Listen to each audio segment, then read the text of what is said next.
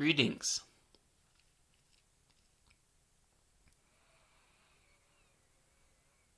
Of all the 5 basics that I teach in the unnamed Kaliana way, meditation practice, ultimate reality, who am I, taking responsibility, and interior domain. No one of them is more important than the others. But notice, if you've been working with me,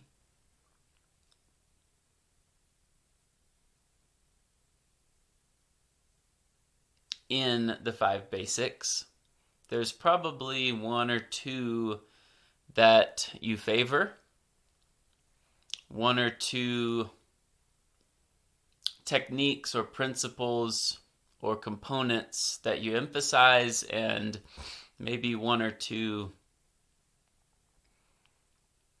that kind of fade to the background and get underdeveloped.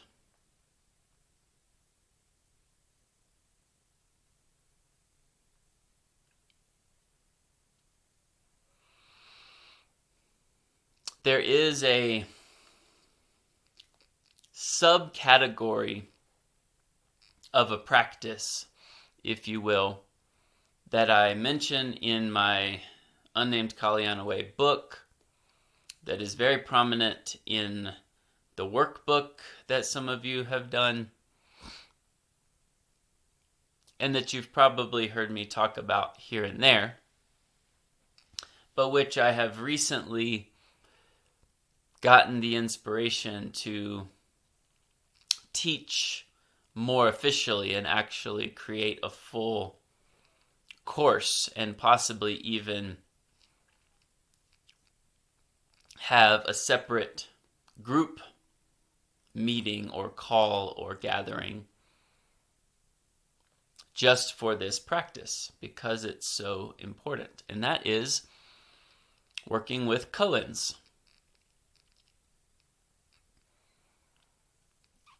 Now remember, or hear for the first time, that koan practice is traditionally a Zen practice, a Zen technique. The intention of it is by contemplating words, phrases, pointings, sometimes riddles or word puzzles. Sometimes they can even be short poems or stories or parables. But the intention is not for it to be artistically pleasing necessarily. Even if it's a poem, it's not to be enjoyed for poetry's sake, in other words. It's also not a mantra. And even though you might memorize and internalize the words, the phrasing, mantra work is something else altogether that I know a little about, but I don't even practice it or teach it much for various reasons. But in mantra practice, you are basically mentally repeating a phrase over and over and over again. That's not koan work either. Nor is it affirmation work, which, as you probably know, I also don't work with or teach really at all. I would be much more open to mantra work, in fact, than affirmation work. Again, for various reasons that I go into in other places and don't have to go into now. So it's not a self-talk. It's not a mantra. It's not poetry. But koans are intended to evoke through contemplating them, through just being in their field and taking your consciousness to the place that the koan is pointing you to, is to evoke a shift in awareness, another state of being, if you will. And in particular,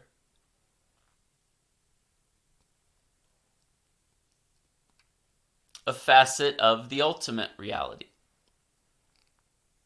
Now, you may have also heard me say this. The ultimate reality is self-evident. The ultimate reality is only one ultimate reality. But in my experience of the ultimate reality, there are different flavors.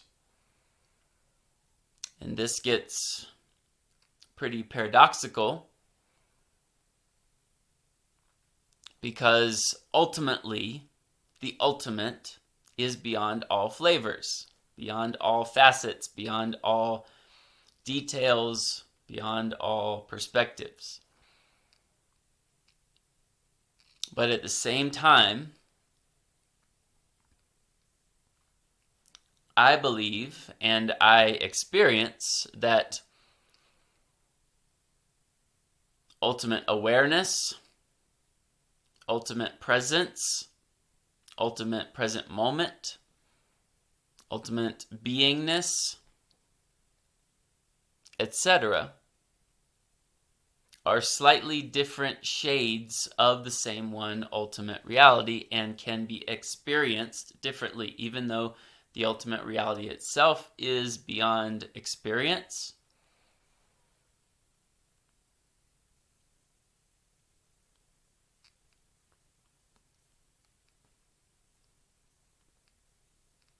There is this body-mind filter,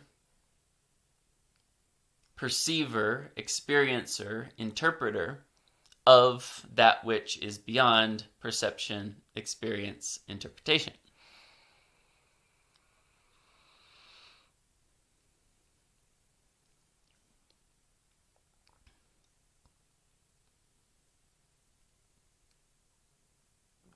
So, it's important in the overall scheme of the Unnamed Kaliana Way and the 5 basics to be able to access, activate at will, and to root in as a more or less permanent reality. More and more and more, really.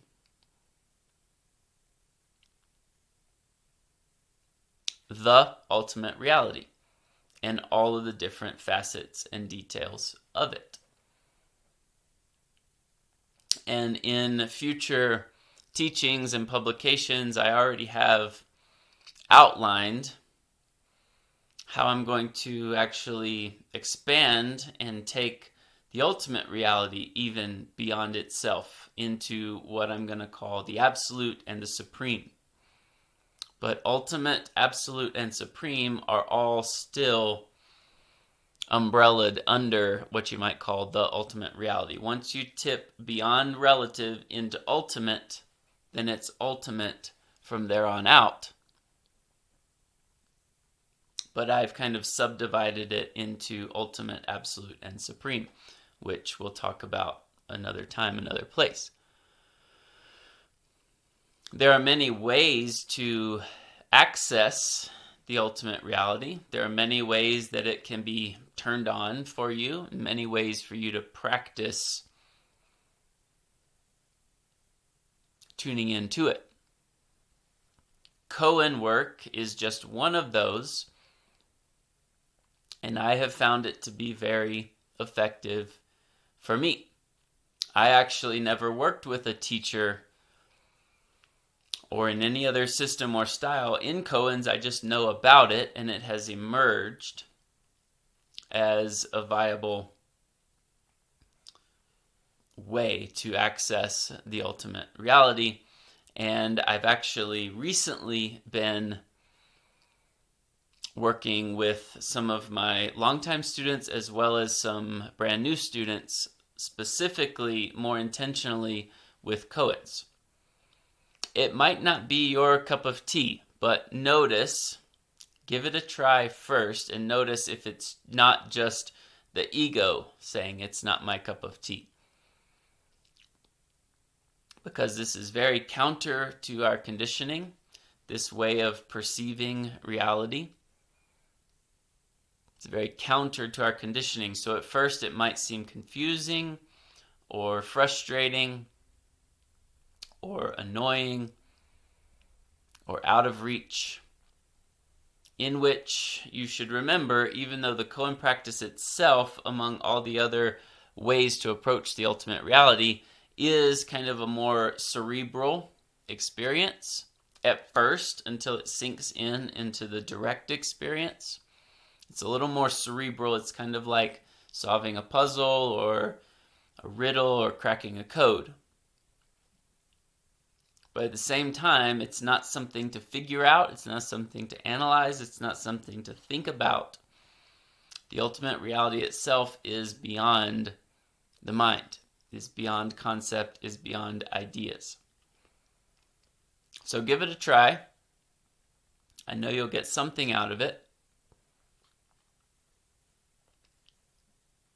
And especially if you think, this just isn't resonating with me, maybe it's actually good medicine for you. That which causes friction is sometimes very beneficial and a friendly companion. You can apply some Pratipaksha Bhavana in that regard.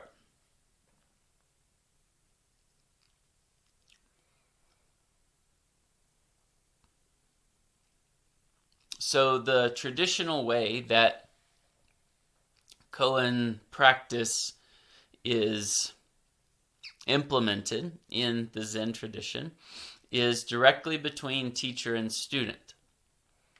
Teacher and student have a meeting. The teacher gives the student a koan. Again, it's a phrase that might sound a little funny, or might sound like, duh, that's obvious, or it might do something interesting to the regular thinking mind.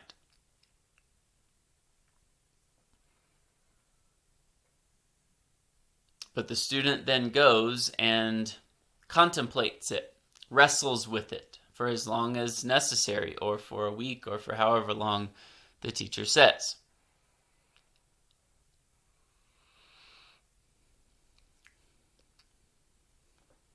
And once the student has an experience, not a scientific formula or analysis, but has an experience that's been elicited by the koan, then they come back to the teacher and they describe what they saw, what they felt, what they experienced, what they got from it, what happened. And the teacher basically gives thumbs up or thumbs down. It's not like right or wrong answer, but it's like you're seeing it clearly or not. You got the appropriate response or not. And if it was thumbs up, then the teacher would give the student another one to wrestle with. And in that tradition, it would get more difficult and more difficult each one. If it was thumbs down, then they return to continue wrestling with it until next time, and they can try again to see if they got it.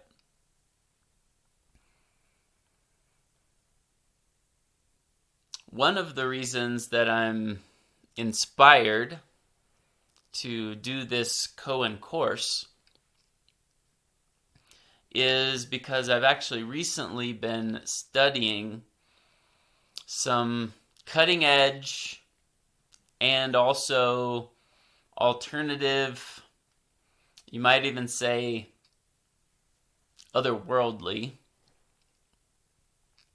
science knowledge. And science is not traditionally, in that kind of material science, my cup of tea, which is one reason why I like to apply my mind to it, to at least try to understand something of it and to exercise different parts of my brain, mind, and consciousness. And what I'm realizing is a lot of the principles and truths that are commonly accepted in this uncommon and unconventional scientific model are truths that have been either downloaded, transmitted, or channeled from higher order beings or species or civilizations, or emerged from the depths of a mathematical mind. Some of those same ones I already understand directly from the different flavors and facets of the ultimate reality, because I have spent a lot of time contemplating them. And a lot of our scientists and mathematicians, currently and anciently, were actually mystics at heart. They connected with God or the ultimate reality through this method. And so math or science or experimentation or lab work or formulas, equations, were one of their mediums to accessing the ultimate reality or communing with God, just like Koan work. So perhaps because I love words and I'm a writer and I'm a reader, I'm a wordsmith, words to me do a similar kind of unlocking phenomenon to that ultimate reality as numbers do for other people, or paintings do for others, or music, or anything else that can access the ultimate reality or nature. But remember, ultimate is ultimate, relative is relative. So it's not just an expanded relative state, it's the actual ultimate. But within that, there are many different flavors and facets and nuances. So I love words.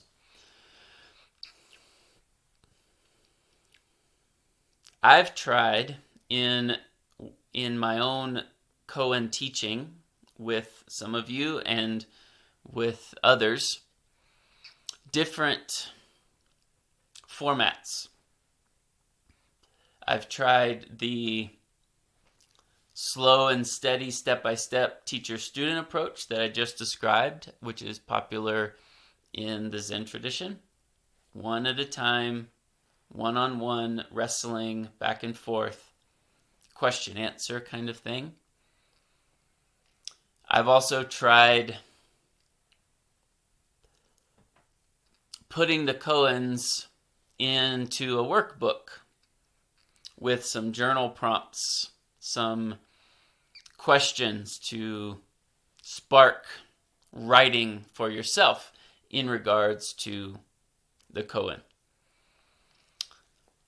If I'm not working with you one-on-one directly, then I've given instructions to take these at your own pace. Here's 30 or so koans with some questions and journal prompts. Go at your own pace. You can take one each day, or you can take one each week, or you can take one until you feel like you got a nice taste of the ultimate reality, or at least a shift in perspective, and then move on to the next one. You don't have to totally, quote-unquote, solve it all at once.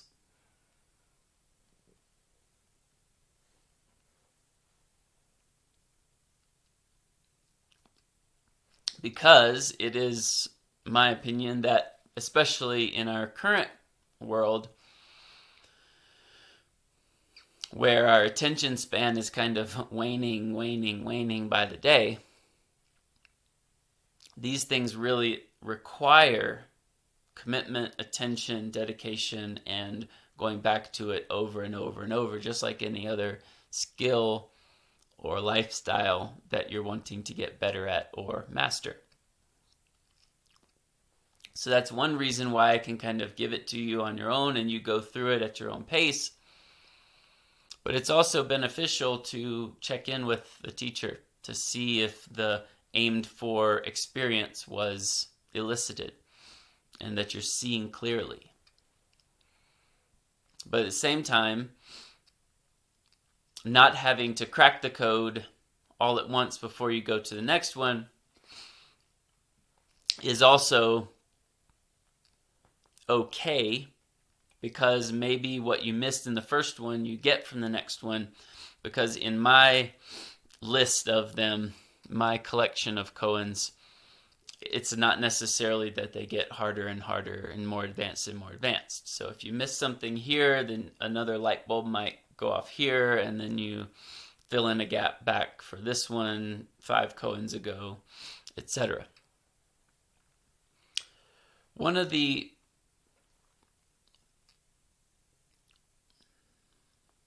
goals of koan practice, or one of the results that happens with koan practice and in general tuning into the ultimate reality, which does in fact span all 5 basics. You can see where the ultimate reality tiptoes into the who am I section, the interior domain section, the projection, taking responsibility section, the meditation section.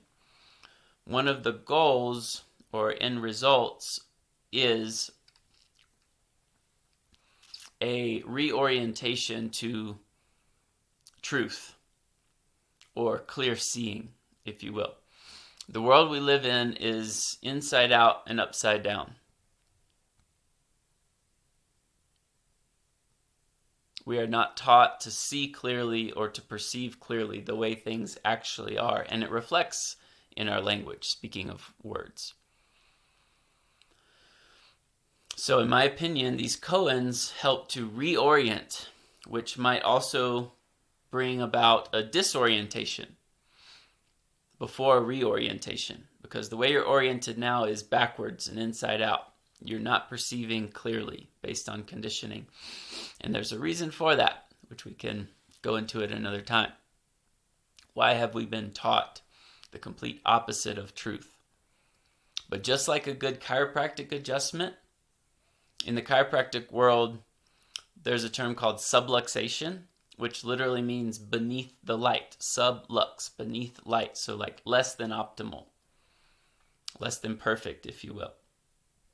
Which means the vertebra has come out of alignment, which is causing all sorts of miscommunications and all sorts of misfirings and malfunctionings in the spinal cord and other things, and how it extends out to the extremities and connects to the brain, etc.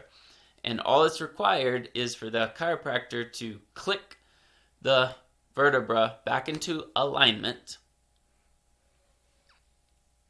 and the communications, the movement, the nervous system starts working as it was intended to, naturally.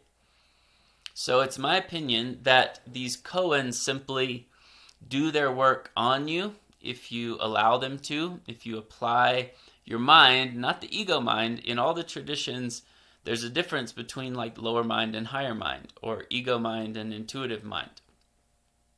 So if you apply your higher mind to these koans and just wrestle with them, again, not with the frontal lobe, but with perception itself, direct seeing, trying on what it's pointing to, and really having sharp and keen discernment, discrimination. Discrimination is a word we're a little afraid of right now, but it's a word that was used a lot in the ancient traditions. Can you discriminate between right and wrong? Can you discriminate between relative and ultimate? Can you discriminate between changing and unchanging? Can you discriminate between body, and mind? Can you discriminate between self and other? Can you discriminate between subject and object? Until eventually that duality becomes one. But discrimination, discernment, is important at first. So when you really wrestle with these things, they carry a seed of wisdom, a seed of knowledge that gets planted in your being and can sprout and take root. And yes, you'll memorize the phrasing of it, but that's not important. Again, it's not poetry, it's not affirmation, it's not mantra. Something will awaken, a new groove, a new pathway, a new experience will awaken. And the koan is kind of the little track to get back there. And in my mind, they're kind of like little pills or supplements or medicines for clear seeing, for reorienting our misperceptions, our inside out and backwards and upside downs. And once you have that flip occur, oh, this is the way it is. Oh, this is reality. And it's self-evident. It's not an opinion. It's, oh, I see it now. Oh. And then a whole kind of backwash might occur in your reorientating process, in then bringing the relative body-mind persona experience into alignment with that. That is the truth of the truth of the truth, capital T. And it has always been that way. But my little t truth in my relative conditioned ego, body-mind, has been seeing it another way. So then the two come into alignment, and you wouldn't believe how everything changes. How you see the world differently, experience the world differently, and yourself and others and God. And how life itself becomes better, because now you're in alignment, now you're seeing clearly, and everything else falls into place effortlessly, naturally, because it is your quote-unquote true nature. It is your essence. And these are just little tricks, little tools, little techniques to get you back to that. And the koans themselves often are tricky themselves, because things that feel comfortable to the relative conditioned mind doesn't cause it to question anything ever. So it kind of throws a kink or a stick in the spoke of your wheel. It kind of disrupts your normal way of thinking, because we're very monotonously droning about, being told what to do, not really thinking, not really seeing clearly, not perceiving reality as reality. So koan practice helps you turn that around, see clearly, and then your expression, your manifestation of the relative form then changes very naturally, the way it's supposed to be. But again, because it's countercultural, there can be a process, and there can be a little bit of backlog of conditioning to continue persisting in the rewiring process. So, my plan for this course is to actually make videos on each of the koans that I've written. And I have written all of them. Like I said, I've never worked with a teacher in koan practice. So, it's truths or phrases or pointings that I've come to in my own seeing, and then I put it into my own words to then, so it was born from my own experience of a particular shade of reality or the ultimate.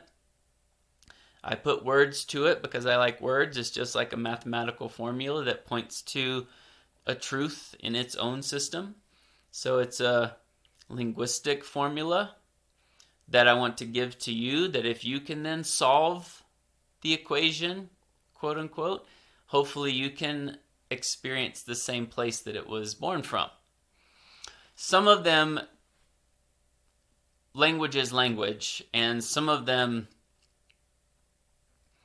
the essence of them, the vibration of it, I might have picked up along the way from another teacher, because they do point to universal truths anyway.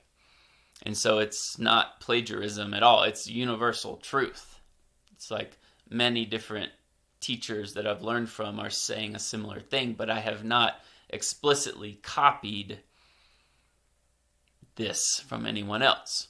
And some I did very much come up with, quote unquote, on my own, or were given to me. So some might sound like something you've heard before, some might sound something brand new.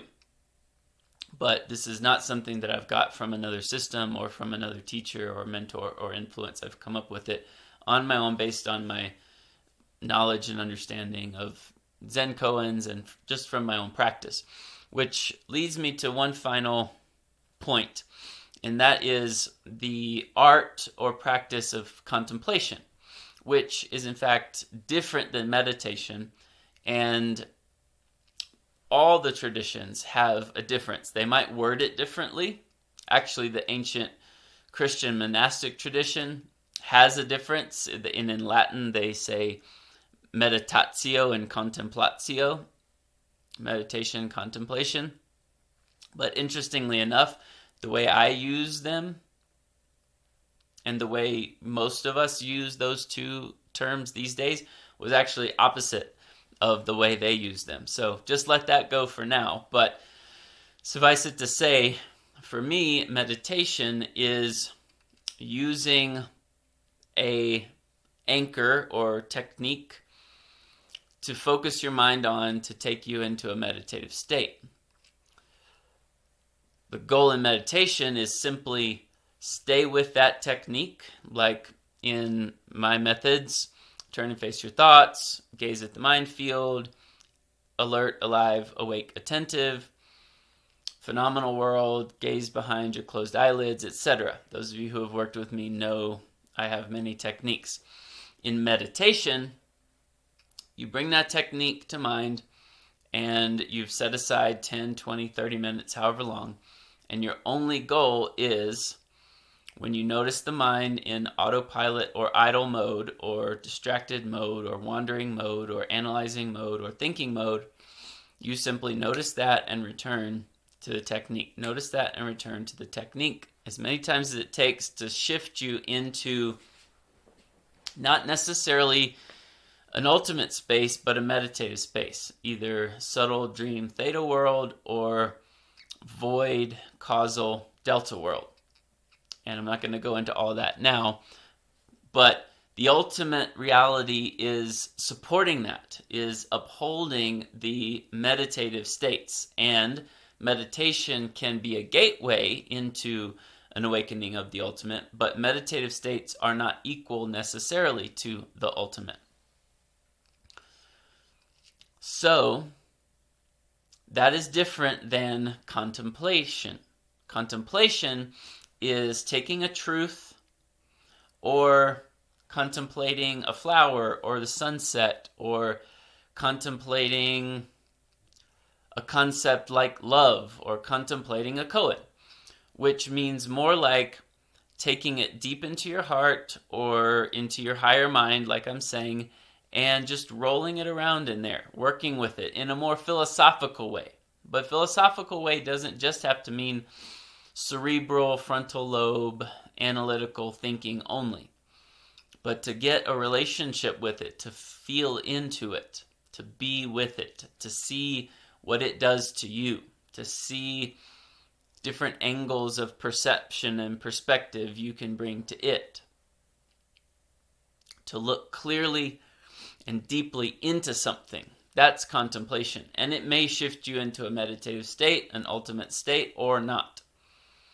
I'll be using that term ultimate state kind of loosely here and there, because the ultimate is not a state, because states by nature come and go, and the ultimate reality does not come or go. What does come and go is experiences of it, or peak states of the ultimate reality. The goal is the stability, the stable nature of the not coming and going, the unchanging in yourself. So meditation is separate from contemplation, but the two very much go together. You can eventually use one of these phrases for meditation, but I'd like for you to talk to me about that first, because it's not one of the official techniques that I use for meditation. Each meditation technique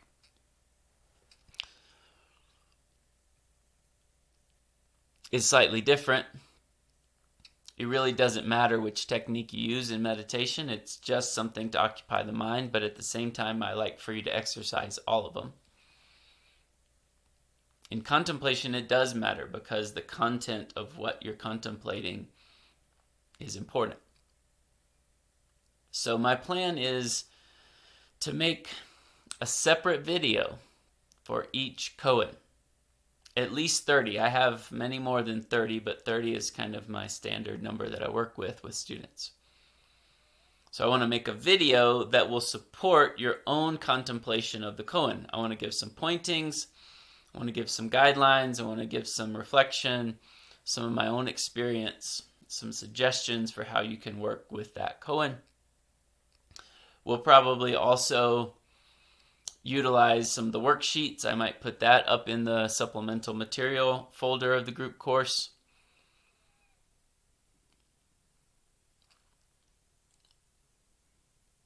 The journal prompts.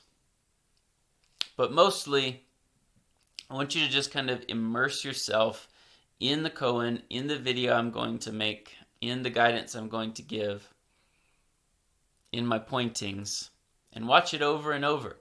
And let that, you could stay with one video per week, or as long as it takes, or per day, or at this point, at whatever rate I'm making the videos. You can write it on your bathroom mirror, or write it somewhere and put it in your pocket, but again, it's not for the sake of the same purpose that people use affirmations for. It's not trying to convince yourself of something. It's a truth, it's a seed of an aspect of reality, big R. You can memorize it just so that it kind of stays with you throughout the day. Apply it to whatever situation you're in, as well as take time just to sit and be quiet in that truth, in those pointings, with the video, journaling, in solitude, being quiet, and considering it there as well. So not just throughout your busy day. And of course, all of these apply, and since it's not tipping you into a meditative state necessarily, then you should be fine to be doing whatever else you're doing, including driving a car and operating heavy machinery. But be very careful with that, of course, too, because it can elicit an expanded state that shifts you away from your relative body-mind, in which case that might be dangerous if you're driving or doing something that you need to stay focused on. But at the same time, it is reality itself, so eventually, once the reorientation happens, you are more fluidly aware in and as it throughout the day. Whether you're awake or asleep or meditating, it doesn't matter. Or working or relaxing.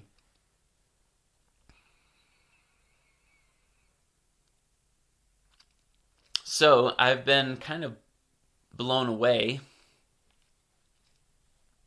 at some of these cutting edge, unconventional, alternative science truths that I don't entirely understand, because that's not my language.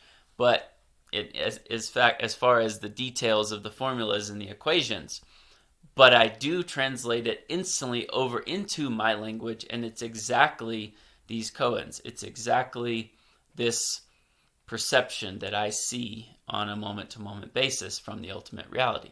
It's pretty profound.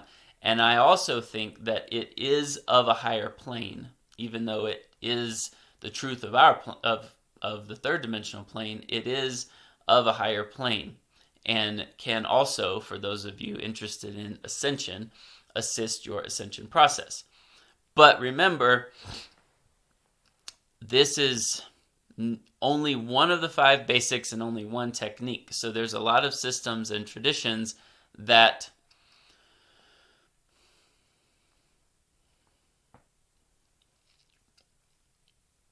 emphasize the ultimate reality only and don't promote meditation, don't promote taking responsibility and understanding relative shadow, ego, projection work.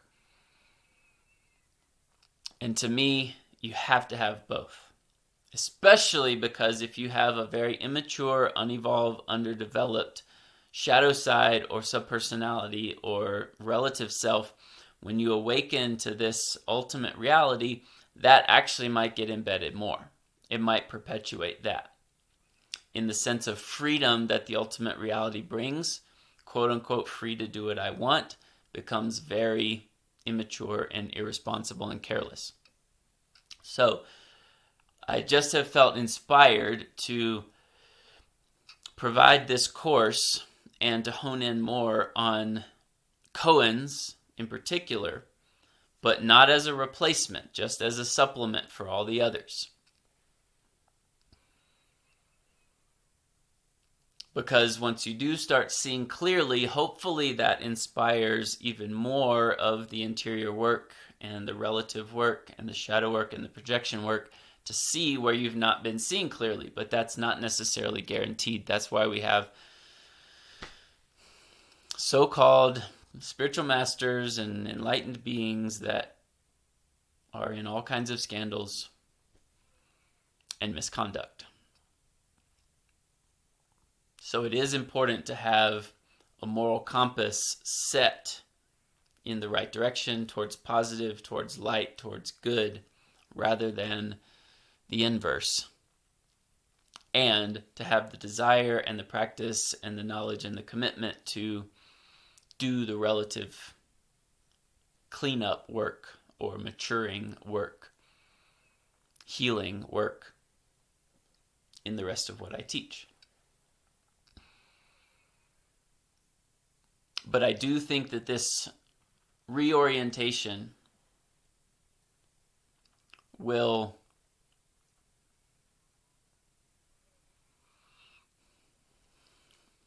assist in seeing clearly and assist in our ascension process to higher knowledge, to higher planes, to higher wisdom, higher dimensions, really.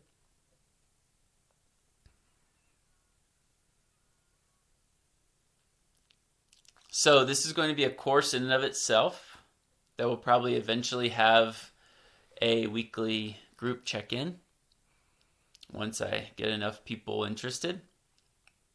But it can also be a go-at-your-own-pace thing. It can be a combination of both.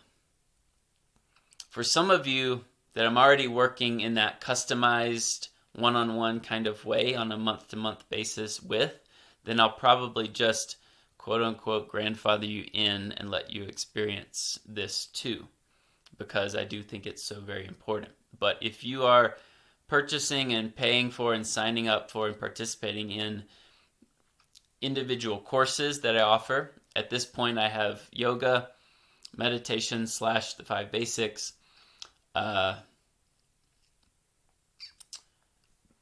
fasting, feasting, and breatharianism, and now Koan practice. So I'll have 4 courses to choose from. If you're doing it a la carte like that, then the pricing structure that is standard applies. Otherwise, if we're working in a customized way, I might intermingle the different courses for you, but that will reflect in our payment agreement as well. So I hope you enjoy this. Whatever that means, it's immensely enjoyable for me. But I hope it's helpful. not just for enjoyment.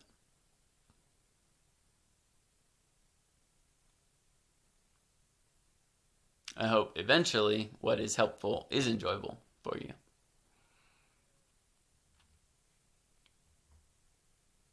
So reach out if you're interested in this to sign up, and stay tuned for the first Koan videos. I'm excited. Namaste.